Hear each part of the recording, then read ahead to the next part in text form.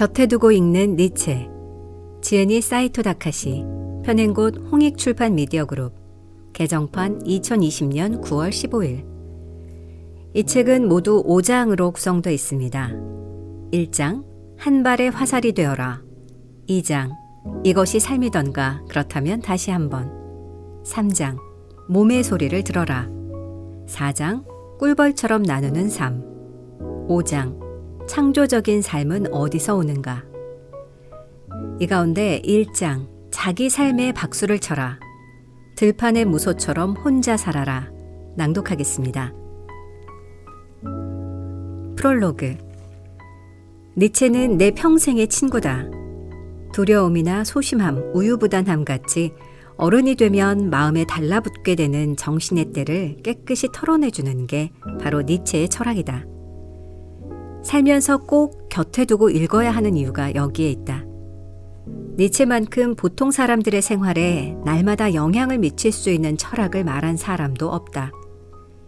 현대인들은 누구나 정신없이 바쁜 생활을 반복하고 있다.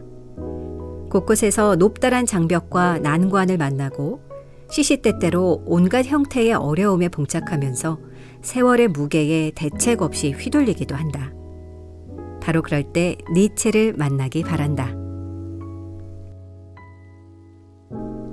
자기 삶에 박수를 쳐라. 자기 자신을 정확히 아는 것으로부터 시작하라. 자신을 제대로 알지 못하면 사랑을 사랑으로 느낄 수 없다. 사랑하기 위해, 사랑받기 위해 스스로를 정확히 아는 것부터 시작하라. 자신조차 모르면서 상대를 알기란 불가능한 일이다. 아침놀. 나를 위해 박수를 친다는 것. 사람들은 부와 명예, 권력을 가진 사람들에게 질투를 느낀다. 젊은 나이에 출세 가도를 달리는 사람을 보면 괜히 불만을 쏟아내기도 한다. 저 친구는 왜 저렇게 운이 좋은 거야? 한참을 그렇게 투덜거리다 내가 타인의 성공을 쉽게 인정하지 못하는 사람이라는 생각에 슬그머니 나 자신한테 실망하기도 한다.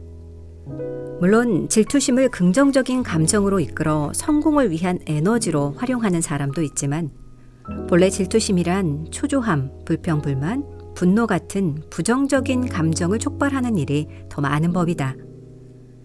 문제는 그런 부정적인 감정들이 나 자신을 피곤하게 만들고 지나친 경우 대형 사고까지 치게 만든다는 사실이다. 나는 그런 감정에서 벗어나는 기술로 박수가 최고라고 생각한다. 두 손바닥을 마주쳐 크게 소리를 내는 행위 말이다. 박수엔 3가지 효용이 있다. 첫째, 분위기를 띄운다. 박수라는 단순한 행위로 공기가 뜨거워지고 그 자리에 있는 사람들의 관계가 순식간에 가까워지게 된다. 둘째, 박수 받는 쪽의 기분이 좋아진다. 칭찬을 받은 사람은 자신감을 갖게 되고 칭찬해주는 사람에게 자연스레 호감을 느끼게 된다. 셋째, 이것이 최대의 효용인데 박수를 치면 분노나 질투의 진흙탕에서 탈출할 수 있다는 것이다. 예를 들어 회사에서 기획회의를 하는데 다른 사람의 아이디어가 내 것보다 훨씬 훌륭하다고 치자. 이럴 때 대부분의 사람들은 솔직하게 칭찬하지 못하고 이런저런 구실을 붙여 다른 사람의 제안을 깎아내리기 십상이다. 아이디어는 좋은데 현실적으로 가능할지 모르겠네. 말은 쉽지만 성사시키기 어려울 것 같은데. 이렇게 칭찬인지 비판인지 모를 발언을 하며 기본적으로는 찬성하지만 결과적으로는 동의하지 않는다는 속내를 드러내는 경우를 흔히 본다. 한참 어린 풋내기 사원이 우수한 아이디어라도 내놓으면 상황은 더욱 냉랭하게 얼어붙는다. 이런 때 먼저 박수를 치면서 아주 괜찮은 생각이네.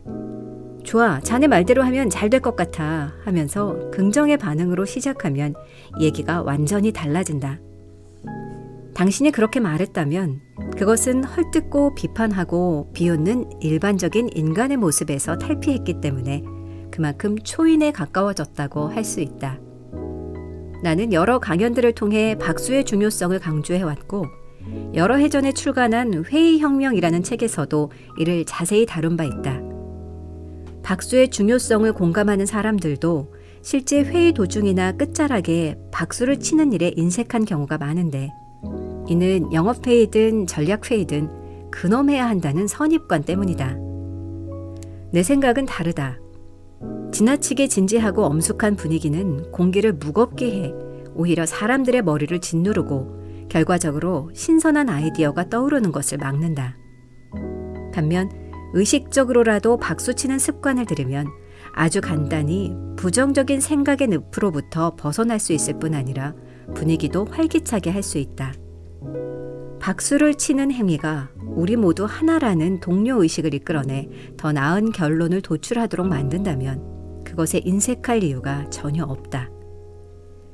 니체는 575개의 짧은 글로 이루어져 있는 책 아침놀에서 이렇게 말한다.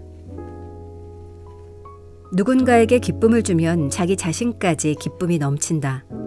아무리 작은 일이라도 다른 사람을 기쁘게 할 수 있다면 우리의 양손에 그리고 가슴에 기쁨이 가득할 것이다.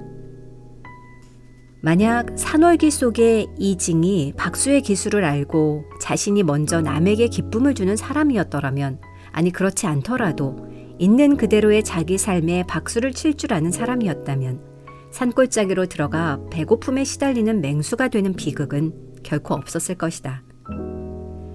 오늘부터 가족이나 동료에게 내가 먼저 아낌없이 박수를 보내는 사람이 되자. 그렇게 한다면 니체의 말처럼 당신의 양손에 그리고 가슴에 기쁨이 가득해질 것이다. 스스로를 아는 것으로부터 시작하라. 스포츠는 다른 어떤 분야보다 힘의 차이가 분명하게 드러나는 세계다. 세계 랭킹, 연봉 등으로 힘과 기술의 차이가 명쾌하게 서열이 정해진다. 하지만 확실히 기술이나 힘이 부족하더라도 내가 응원하는 선수가 막상 시합에서 패배하게 되면 상대 선수에 대해 질투심이 생기는 것은 어쩔 수 없다. 물론 아르헨티나의 축구 선수 리오넬 메시처럼 너무나 차원이 다른 수준의 천재들한테는 처음부터 아예 질투할 기분도 나지 않는다. 그의 플레이 스타일이나 기록만으로도 보통의 재능으로는 도저히 따라잡을 수 없음을 알기 때문이다. 그러고 보면 나 자신을 제대로 파악하고 있으면 질투나 분노라는 감정도 어느 정도 조절이 가능한 것 같다. 월드컵 같은 국가대표 축구팀끼리의 시합이 끝나고 상대편 선수와 유니폼을 교환하는 모습을 보면 비록 적으로 만나 격렬하게 싸웠지만 같은 운동선수로서 동질감을 나누며 화해 분위기를 조성하는 축제같이 느껴진다. 그럴 때면 관객들은 라이벌이 피 터지게 다투는 적이 아니라 서로를 격려하고 축하하는 관계라는 걸 깨달으며 흐뭇한 표정을 짓는다. 얼마 전 텔레비전에서 골프 중계를 보았다. 함께 시합하는 선수가 멋진 플레이를 하자 상대 선수가 박수를 치며 악수를 청했다. 그 순간엔 멋진 플레이로 승리한 선수보다 박수로서 자신의 마음속 질투심을 가볍게 벗어던지는 상대 선수가 더 멋져 보였다. 하이파이브도 그런 행위 중 하나다. 시합을 하다가 상대 선수가 훌륭한 기술을 보이면 선뜻 손을 내밀어 축하의 의미로 하이파이브를 하고 엄지손가락을 치켜 세워 상대를 칭찬한다. 사회생활에서도 주위 사람과 하이파이브를 나누는 일에 인색해지지 말라는 게 니체의 생각이었다. 나의 기쁨은 기꺼이 나누고 누군가 슬픔에 젖어 있으면 그건 역시 기꺼이 나눠 가지며 진심으로 교감하는 사람이 되는 것.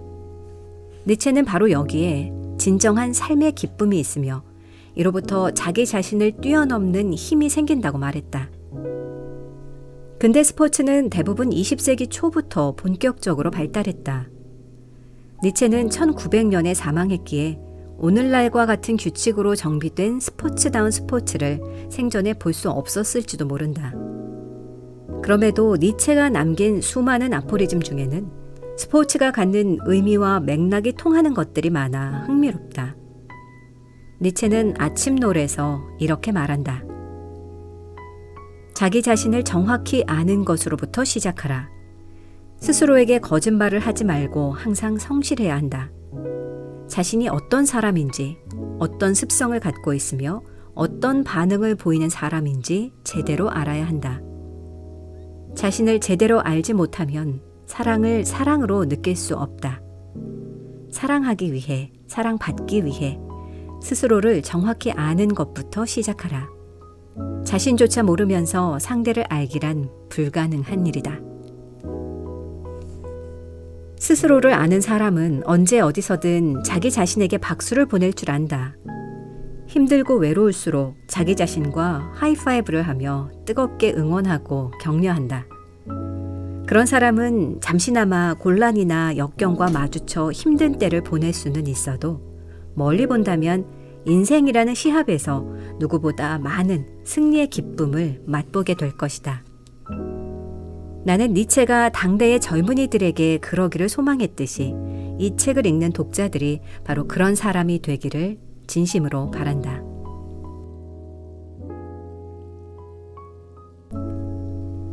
들판의 무소처럼 혼자 살아라. 함께 침묵하는 것은 멋진 일이다. 하지만 그보다 더 멋진 일은 함께 웃는 것이다. 두 사람 이상이 함께 똑같은 일을 경험하고 감동하며 울고 웃으면서 같은 시간을 보낸다는 것은 너무도 멋진 일이다. 인간적인, 너무도 인간적인. 진정한 친구의 조건. 니체는 현재에 안주하지 않고 더 높은 곳으로 향하려는 의지를 가진 사람만이 진정한 친구가 될 자격이 있다고 생각할 만큼 인간관계에 까다로운 기준을 갖고 있었다. 친구란 서로 믿는 두 사람이 초인을 목표로 하는 한 발의 화살이 되었을 때 비로소 성립하는 관계라는 게 니체의 생각이었다.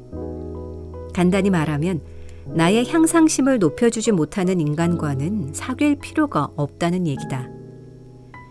예전에 붓다의 가르침을 전하는 몇 권의 책을 읽은 적이 있다.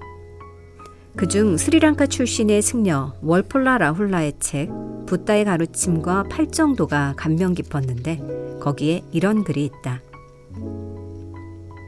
우리는 친구를 얻는 행복을 칭송한다. 사람들은 자신보다 우수한 혹은 동등한 친구와 가깝게 지내야 한다고 말한다. 붓다도 이런 말에 동의했지만 만약 그런 친구를 얻을 수 없다면 무소의 뿔처럼 혼자 살라고 말했다.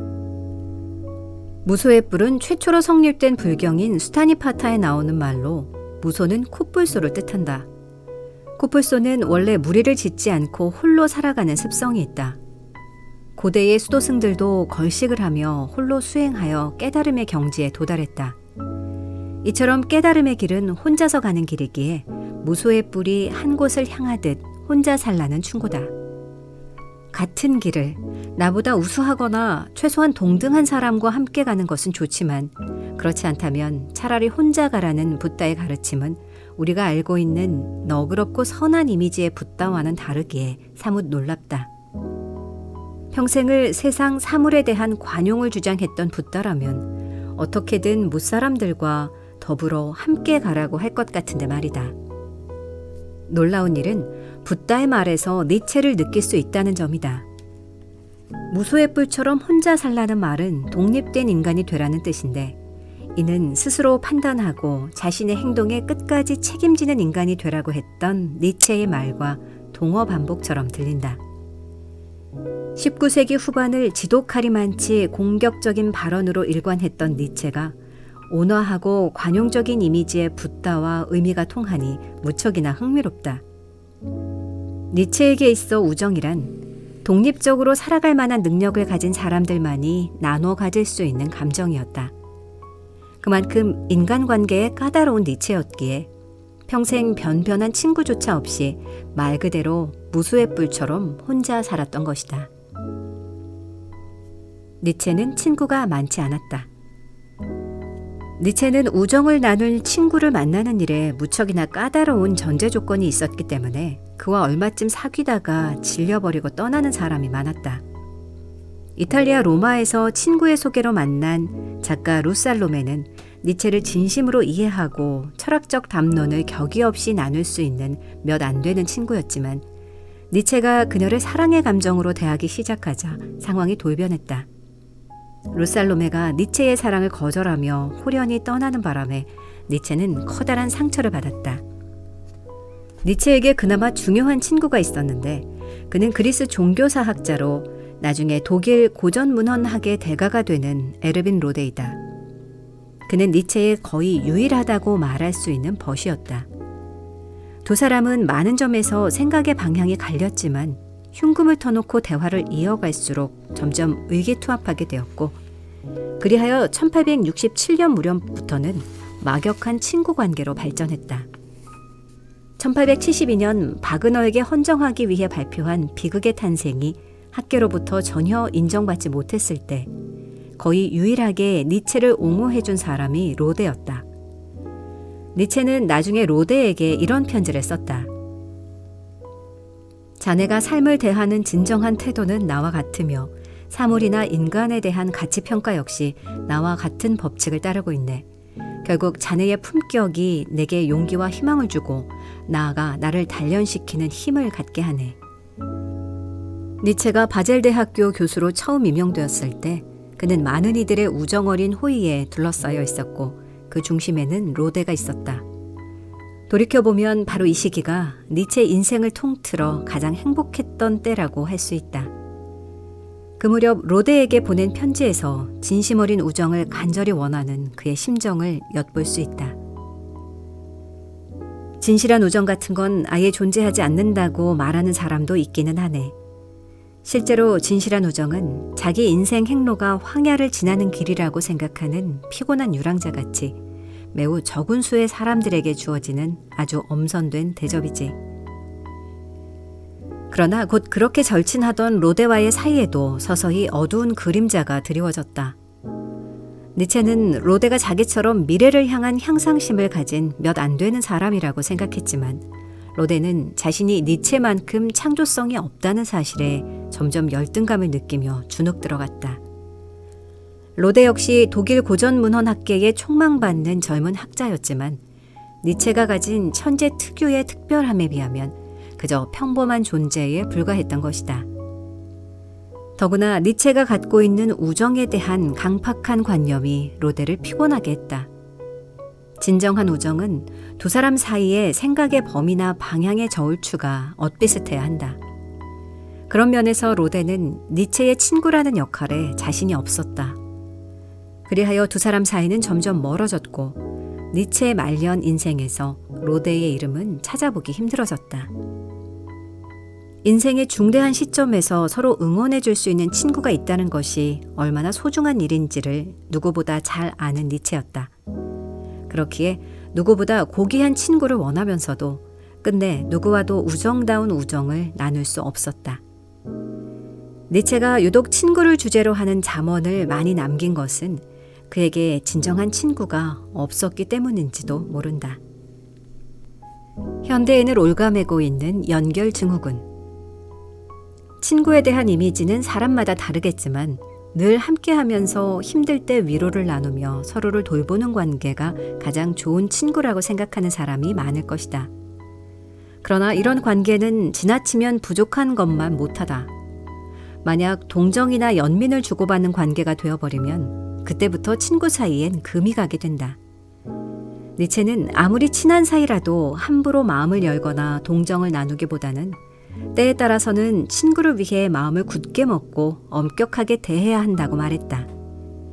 심지어 니체는 좋은 적으로 관계를 이어갈 때 우정이 더 깊어진다고도 했다.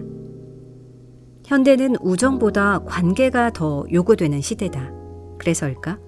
젊은이들에게 우정이라는 말은 구시대의 유물처럼 고리타분한 단어가 되어버렸고 그 대신 인터넷이나 스마트폰 의존증이라는 말이 생길 만큼 누군가와 이어져 있지 않으면 불안을 느끼는 사람들이 많아졌다. 현대인들에게 우정이란 말 대신 관계라는 말이 더 강하게 자리 잡았다는 증거다. SNS는 현대인들이 관계망을 잃지 않기 위해 만든 특별한 방법이다. 오늘은 이런 걸 먹었어요 라고 블로그에 음식 사진을 올리면 맛있어 보이네요, 나도 먹고 싶어요 등 얼굴도 모르는 사람들이 저마다의 생각을 실시간으로 전해오고 사람들은 그런 식으로라도 공감을 주고받음으로써 자신이 존재하고 있다는 만족감을 느끼게 된다. 가상의 공간에서 동조와 공감을 나누며 아무렇지도 않게 공동체를 만들어가는 현대인들이다. 그러나 그것이 진짜 인간관계일까? 문자나 블로그로 연결되어 있기는 하지만 거기에 삶을 대하는 진정한 태도와 사물이나 인간에 대한 올바른 가치 평가가 있을까에 대해서는 고개를 갸웃거리게 된다. 친구는 물론이고 적도 될 수 없는 공간에서의 관계성은 취약할 수밖에 없기 때문이다. 이런 시대의 니체의 가르침은 그 어떤 말보다 더 큰 울림으로 다가온다. 니체는 인간적인, 너무도 인간적인에서 진정한 우정을 나누는 모습에 대해 이렇게 썼다. 함께 침묵하는 것은 멋진 일이다. 하지만 그보다 더 멋진 일은 함께 웃는 것이다. 두 사람 이상이 함께 똑같은 일을 경험하고 감동하며 울고 웃으면서 같은 시간을 보낸다는 것은 너무도 멋진 일이다.